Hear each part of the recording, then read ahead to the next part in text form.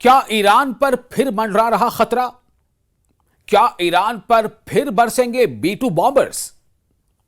IAEA के लिए दरवाजे बंद करना ईरान के लिए कितना बड़ा जोखिम?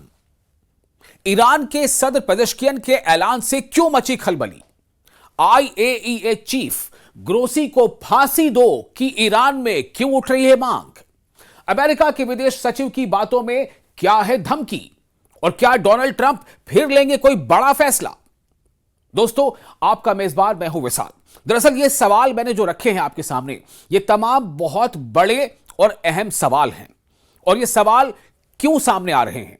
ये सवाल इसलिए सामने आ रहे हैं कि जिस तरह से 12-13 दिनों की जंग जब बंद हो चुकी, उसके बाद इस जंग के दौरान हमने देखा कि इस्राएल ने जिस तरह से ईरान के न्यूक्लियर सेंटर्स को निशाना बनाकर हमला किया था, और फिर अमेरिका इसमें कूद पड़ा था। अमेरिका के B2 बॉम्बर्स ने इस्फहान, नतंज और फर्दो न्यूक्लियर सेंटर्स पर उन्होंने बम बरसाए थे, बंकर बस्टर बम बरसाए थे। तो ऐसा माना जा रहा था कि दरअसल इस्राएल और अमेरिका यही चाहते थे कि ईरान का न्यूक्लियर प्रोग्राम पूरी तरह से ध्वस्त हो जाए, तबाह बर्बाद हो जाए। बस यही एक आखिरी कहीं ना कहीं वजह और बड़ी वजह थी जंग की, ऐसा माना जा रहा था। लेकिन अब तो सीज फायर हो चुका है और अमेरिका को जो बम बरसाना था, अमेरिका ने बम बरसा लिया। उसके बाद फिर आखिर यह बात क्यों उठी? यानी कि सीज फायर के फौरन बाद IAEA international atomic energy agency के चीफ राफेल ग्रोसी ये कहते हैं कि हमें चाहिए, यानी कि ईरान को चाहिए कि वो IAEA को एक बार फिर से वहां आकर के जायजा लेने दे, जो ईरान के न्यूक्लियर सेंटर्स हैं उनका जायजा लेने दे। लेकिन ईरान ने अपनी भवें तान ली। ईरान ने सीधे तौर पर तभी इशारा दे दिया था कि अब IAEA के साथ सहयोग करना या उनके साथ मिलकर आगे बढ़ना हमारे लिए मुश्किल है, क्योंकि IAEA ही वो एजेंसी है। IAEA मतलब इंटरनेशनल एटॉमिक एनर्जी एजेंसी, यही वो इदारा है, यही वो एजेंसी है जिसकी जिम्मेदारी है कि वो ये तय करे या वो देखे, जांचे कि कौन कौन सा मुल्क जो है वो कहीं न्यूक्लियर प्रोग्राम तो नहीं चला रहा तो उसकी नौयत क्या है, वो किस लेवल तक गया है। और ईरान को सबसे बड़ी जो ईरान की नाराजगी थी वो इस बात को लेकर के थी कि जब ईरान के न्यूक्लियर बराकस पर हमले किए गए तो IAEA ने इसकी मजम्मत नहीं की, IAEA ने इसके खिलाफ कोई बयान नहीं दिया। क्यों नहीं दिया? यह ईरान को काफी नाराज कर गया। और अब आपको याद होगा ना कि जब अमेरिका ने B2 बॉम्बर्स से ईरान के 3 न्यूक्लियर सेंटर्स पर बम गिराए थे, उसके बाद डोनाल्ड ट्रंप ने क्या कहा था? और डोनाल्ड ट्रंप कुछ कहते हैं कि उससे ठीक पहले नेतन्याहू ने क्या कहा था? आप जरा सोचिए कि इस्राएल जंग कर रहा था ईरान से, हालांकि ईरान ने भी बहुत तबाह कर जो है कह सकते हैं कि हमले किए हैं इस्राएल पर। इस्राएल ने तो शायद सोचा भी नहीं था, इस्राएल के ख्वाबो ख्याल में भी नहीं था कि ईरान से इस तरह का जवाबी हमला होगा और इतनी तबाही ईरान मचा देगा, ईरान के मिसाइल मचा देंगे। क्योंकि इस्राएल को शायद लग रहा था कि हमने हमले की शुरुआत की है और हम इसमें अपर हैंड पर हैं और ईरान शायद इस तरह से रिटेलिएट नहीं करेगा। लेकिन ईरान ने तो वो कर दिखाया है कि दुनिया हैरान हो गई। इस्राएल के बड़े बड़े शहर तेल अवीव, हाइफा, यरूशलेम तबाह कर दिया, मोसाद का हेडक्वार्टर उसको तबाह कर दिया, माइक्रोसॉफ्ट की बिल्डिंग तबाह कर दिया, विज़मन इंस्टीट्यूट जो काफी बड़ा और प्रतिष्ठित इंस्टीट्यूट था, इजराइल का रिसर्च सेंटर था और काफी ज्यादा वो मकबूल था, उसके लगभग 10 से 12-14 यूनिट्स बिल्कुल तबाह हो गए। किसने किया? ईरान ने किया। कई जो फौजी तंसीबात थे उनको नुकसान पहुंचाया, एयरपोर्ट्स को, एयर बेसिस को नुकसान पहुंचाया। हाइफा पोर्ट सिटी तो लगभग 30 से 35% या फीसद तबाह हो गया। काफी बड़ी तादाद में इस्राएल छोड़कर जा रहे हैं, वो साइप्रस में जा रहे हैं, वहां बसने की सोच रहे हैं। एयरपोर्ट्स में सर्विसेज बंद थी, उड़ान बंद थी। अभी भी खबर है कि बेन गुरियन एयरपोर्ट जो है उस पर ऑपरेशन बंद है। तो समंदर के रास्ते से इस्राएली लोग वहां से इस्राएल छोड़कर जा रहे थे, यानी कि इस्राएल की जबरदस्त तबाही हुई है। बहरहाल मैं बात यह कर रहा था कि इस्राएल ने जब यह सोचा कि हमने तो हमले कर दिए और उसके बाद B2 बॉम्बर से अमेरिका भी हमला करके इस जंग में कूद गया और क्या कहा, मैं फिर कह रहा हूं कि पहले इस्राएल ने क्या, बेंजामिन नेतन्याहू ने क्या कहा कि हमारा मिशन पूरा हो गया। बेंजामिन नेतन्याहू ने कहा कि अमेरिका ने B-2 बॉम्बर से ईरान के न्यूक्लियर सेंटर पर हमले किए, उसे तबाह कर दिया, हमारा मिशन पूरा हो गया। और उसने अमेरिका को इसके लिए थैंक्स बोला। और डोनाल्ड ट्रंप ने क्या कहा? डोनाल्ड ट्रंप ने कहा कि हमारे जो पायलट्स थे उन्होंने बहुत ही कामयाबी के साथ प्रिसाइज अटैक करते हुए ईरान के न्यूक्लियर सेंटर्स को ओब्लिटरेट कर दिया है, तहस नहस कर दिया है, बर्बाद कर दिया है। तो जब सब कुछ तहस नहस हो गया, बर्बाद हो गया, ये खुद सुपर पावर कहे जाने वाले अमेरिका के राष्ट्रपति कह रहे हैं, डोनाल्ड ट्रंप कह रहे हैं, तो भला बातचीत की क्या जरूरत है? क्यों बातचीत करना है? क्या जरूरी है कि IAEA वहां आए? सवाल है ना अपने आप में। लेकिन ईरान का दावा क्या था? ईरान का दावा यह था कि हमें इसका एहसास पहले से था कि न्यूक्लियर सेंटर्स पर हमले हो सकते हैं, और इसलिए हमने तमाम एहतियाती तदाबीर यानी प्रिकॉशनरी मेजर्स ले लिए थे, उठा लिए थे, और इसलिए हमें कोई बड़ा नुकसान नहीं हुआ है। तो आप समझिए, अगर ईरान की बात सच मानते हैं तो किसकी हार है? किसकी बात झूठी हो रही है? डोनाल्ड ट्रंप की, बेंजामिन नेतन्याहू की? और अगर ईरान इसमें सच्चा नहीं है तो फिर क्या जरूरत है अमेरिका को यह कहने की कि बातचीत फिर शुरू की जाए न्यूक्लियर को लेकर के? क्या जरूरत है IAEA को कि वो चाहे कि फिर से वो न्यूक्लियर सेंटर्स पर जाए, जब IAEA ने, जिसकी जिम्मेदारी है कि दुनिया में कहां कहीं न्यूक्लियर से लेकर के काम हो रहा है, जब IAEA ने इसको कंडेम नहीं किया, जो ईरान का मौकफ है कि ईरान ये कहता है कि IAEA ने क्यों नहीं इसको कंडेम किया? जब इसराइल ने हमला किया न्यूक्लियर सेंटर पर, IAEA ने क्यों नहीं कंडेम किया? जब अमेरिका ने B-2 बम्बर बरसाए, B-2 बम्बर से बंकर बस्टर बम बरसाए, तो हमें बहुत सख्त नाराजगी है IAEA से, इसलिए हम अभी फिलहाल IAEA से कोई बात नहीं करेंगे। और अब तो ताजा खबर आपको हम बता दें कि जो ईरान के सदर हैं पेजेश्कियन, उन्होंने बाकायदा ऐलान कर दिया है कि हम IAEA के साथ किसी भी तरह से आगे कोऑर्डिनेट नहीं करने जा रहे हैं। और इस ऐलान के साथ ही पूरे ईरान में ज्यादातर शहरों में IAEA के जो चीफ हैं राफेल ग्रोसी, उनके खिलाफ आवाज उठने लगी। IAEA के चीफ राफेल ग्रोसी को फांसी दो, यह आवाज उठने लगी। जी हां, यह आवाज उठने लगी कि IAEA के चीफ को फांसी दो। इन सब के पीछे की कहानी क्या, वजह क्या है? अब सबसे बड़ा सवाल यही है जो मैं आपके सामने रख रहा था कि अगर ईरान ने यह कह दिया है कि हम IAEA के साथ फिलहाल आगे बढ़ने के लिए बिल्कुल तैयार नहीं है, क्योंकि IAEA का यानी इंटरनेशनल एटॉमिक एनर्जी एजेंसी का रवैया ईरान के साथ काफी भेदभाव वाला रहा, इंसाफ पर मबनी नहीं रहा, इसलिए हमारे लिए आगे बढ़ना मुश्किल है। इसके लिए बाकायदा वहां पर जो ईरान की संसद है, वहां पर एक रेजोल्यूशन लाया गया, वहां पर उसके लिए कानून बन गए, और ईरान के सदन ने उसका ऐलान भी कर दिया, और जो सुप्रीम काउंसिल है उसने उसको ओके भी कर दिया।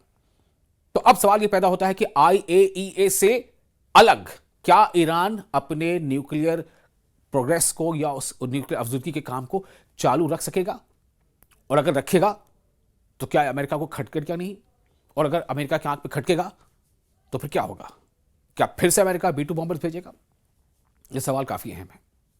लेकिन इन सब के बीच आपको यह बता दें कि ईरान के जो विदेश मंत्री हैं अब्बास अराक्ची, उन्होंने कहा कि भरोसे की कमी की बात की, और कहा कि तनाव जो था इंटरनेशनल एटॉमिक एनर्जी एजेंसी के डायरेक्टर जनरल राफेल ग्रोसी के साथ, इसलिए ये अब फिलहाल उनके यहां पर आने का, ईरान आने देने का कोई सवाल ही पैदा नहीं होता। उन्होंने कहा कि एक नया कानून चूंकि अब आ गया है और उसमें कई शर्तें हैं, और उसमें तमाम शर्तों के साथ फिलहाल तो IAEA के साथ हम आगे नहीं बढ़ सकते, कुछ रास्ते हैं लेकिन बाद में सोचा जाएगा। तो उधर ईरान में आए ये प्रमुख के जो खिलाफ है, उनके खिलाफ नाराजगी इतनी हो गई, जैसे मैंने आपको बताया कि फांसी की मांग उठने लगी, तो उस पर अमेरिका की जो विदेश मंत्री हैं मार्को रूबियो, दरअसल वो विदेश सचिव कहे जाते हैं, फॉरेन सेक्रेटरी कहे जाते हैं, जैसे हमारे यहाँ देश में फॉरेन मिनिस्टर होते हैं, वहां वो फॉरेन सेक्रेटरी कहे जाते हैं। तो अमेरिकी विदेश सचिव यानी फॉरेन सेक्रेटरी है मार्को रूबियो, उन्होंने इसकी मजम्मत की, इसको कंडेम किया और कहा कि IAEA का काम जो है उसके साथ समर्थन हमारा है, अधिक अमेरिका का है, और ईरान को चाहिए कि IAEA के साथ जो है वो मिलजुल के काम करें। और साथ ही उन्होंने ये भी कहा कि ये जो मांगे उठ रही हैं ईरान में कि IAEA प्रमुख राफेल ग्रोसी को फांसी दी जानी चाहिए, ये भी गलत है, हम इसकी निंदा करते हैं, इसके अच्छे नतीजे सामने नहीं आएंगे। अब आप अंदाजा कीजिए कि ये जो कहीं ना कहीं एक ये जो शब्दों में जो लफ्ज हैं, जो उसमें एक तीखापन है, ये कहीं ना कहीं एक धमकी भी है। ये क्या है? ये एक धमकी है। अब सवाल ये पैदा होता है कि आपको बता दें कि 26 जून को सरकारी चैनल IRINN को इंटरव्यू देते हुए, जो ईरान का सरकारी चैनल है उसको इंटरव्यू देते हुए कहा गया था कि इस वक्त हमारा बिल्कुल भी कोई इरादा नहीं है कि हम राफेल ग्रोसी को बुलाएं। राफेल ग्रोसी कौन है? IAEA के चीफ। अब कई सवाल ऐसे उठते हैं, कुछ सवाल ऐसे उठते हैं कि क्या वाकई ईरान जो है फिर से अपना न्यूक्लियर प्रोग्राम आगे बढ़ाएगा? क्या ईरान के पास इतनी अब सलाहियत आ गई है कि वो न्यूक्लियर बम बना चुका है या बना लेगा? ऐसे कई सवाल हैं, लेकिन इसकी मैं पुष्टि या तस्दीक नहीं करता। लेकिन यह अहम है कि यह रिपोर्ट्स आई हैं कि नतांज, फर्दो और इस्फहान, ये जो न्यूक्लियर मराकज़ है जहां पर अमेरिका के B-2 बॉम्बर्स ने बंकर बस्टर बम गिराए थे, उनकी रिपेयरिंग, यानी वहां पर ऐसे काम की ये रिपोर्ट है कि वहां पर अब उसको ठीक ठाक किया जा रहा है, जो मरम्मती काम वो शुरू हो चुका है।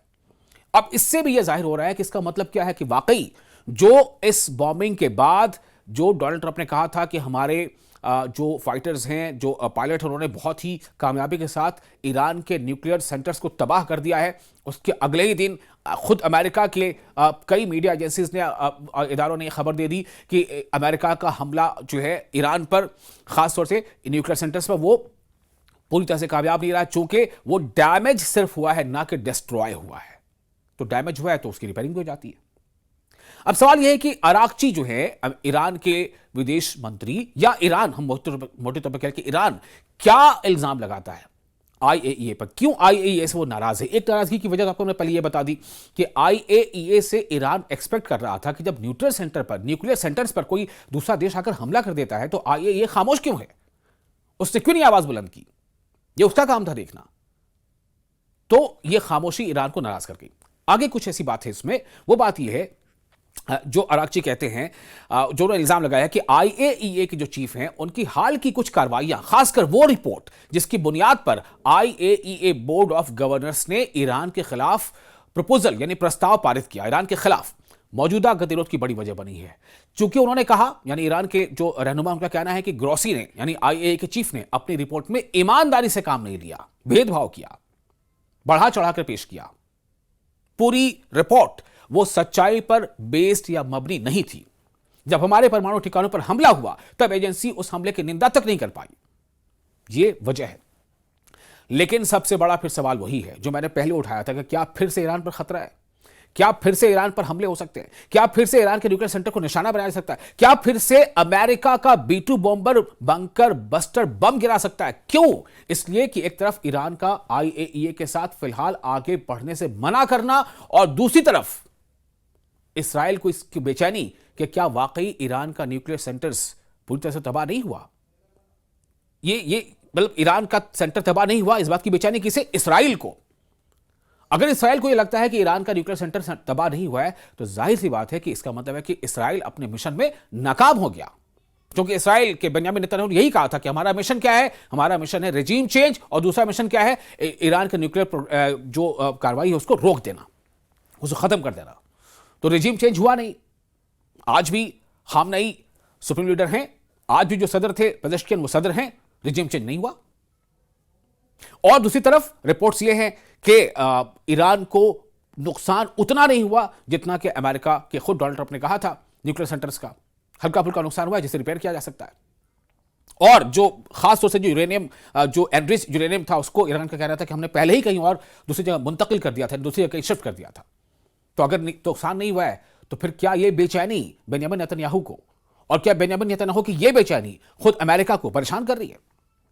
और अगर बेंजामिन नेतन्याहू फिर से दबाव बनाते हैं डोनाल्ड ट्रंप पर, चूंकि डोनाल्ड ट्रंप के बारे में माना जाता है कि बेंजामिन नेतन्याहू की बात वो आ जाते हैं, वो उनकी बात मान लेते हैं, तो अगर मान लेते हैं तो क्या फिर से एक बार ईरान पर ऐसा हमला हो सकता है? ऐसे बंकर बस्टर बम गिर सकते हैं? सबसे बड़ा सवाल यह है। और दूसरी बात यह है कि ईरान आखिर किस तरह से वर्ल्ड कम्युनिटी को बता पाएगा कि हम क्यों नहीं IAEA के साथ आगे बढ़ रहे हैं, और ऐसा करने के साथ ईरान कितना बड़ा रिस्क ले रहा है।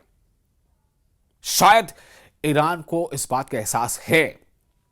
ईरान ने पहले भी कहा था कि जंग सिर्फ असलहे से नहीं जीते जाते, जंग सिर्फ हथियार और असलहे से जीते नहीं जाते, जंग कुव्वत इरादी, यानी इरादी मजबूत कुव्वत, जो इरादा है वो होना चाहिए, उसके अंदर एक खास वजह होनी चाहिए, अवाम का भरोसा होना चाहिए क़यादत पर।